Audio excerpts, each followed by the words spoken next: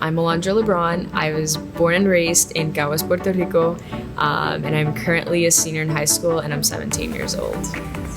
Coming into high school, I wanted to be in all the clubs and all the sports because I wanted to be engaged with my school, and I knew that that would look good in a resume for college. So that was my driving force. So everything was just excel in school, excel in school, excel in school, and that's what I did.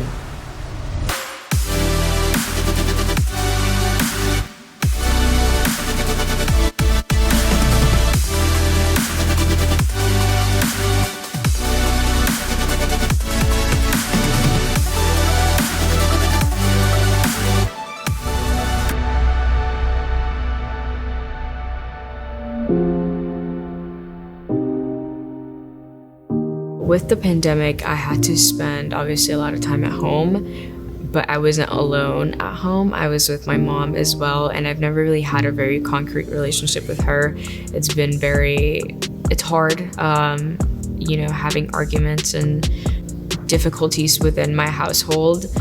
At the same time that I began my junior year, I also started working, so now there was one thing more on my schedule. I started getting behind on my schoolwork, and then once you're behind, you're behind. Like, it's so hard to get your feet back on the ground.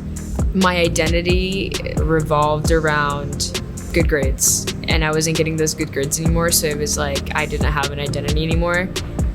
I remember there was like specific instance where I was like, I really feel like I would be better off if I wasn't here, or the world would be better off if I wasn't here.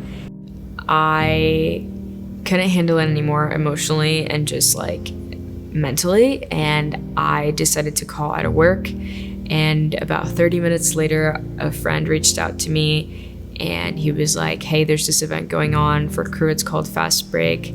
We would love for you to come. And that's what I did. As I sat there listening to the person who was giving the sermon speak, it was like really, really just hearing like who God is. Like, he's the person that's gonna go and get you every time you walk away from him. He's the person who's gonna keep knocking at your door. He's the person who wants to see your heart and wants to see you for who you truly are. They gave a moment of, like, stand up if you want to receive Christ into your life. And I was just in tears, just so many tears.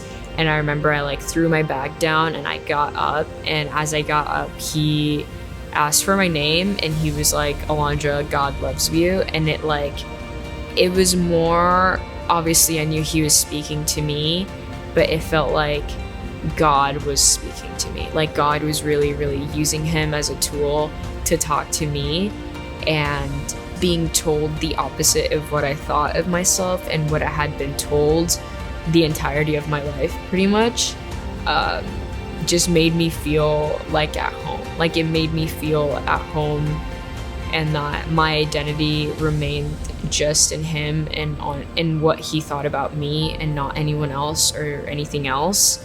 It makes me emotional to think about, because it's like if I hadn't been at the place that I was at so low, how I would have seen how good God is. Being able to receive God's love for me made me realize that I wasn't alone anymore, and it made me see that I could trust in something bigger than myself and in something that has total control over my life and who I am. I believe now, but I know there's unbelief in me, and I want to get to the point with God where there is no unbelief. There's just full trust in him. I just want to see God work in my life, reaching out to people and pouring life into other people, and just being an instrument for God, because our world needs it.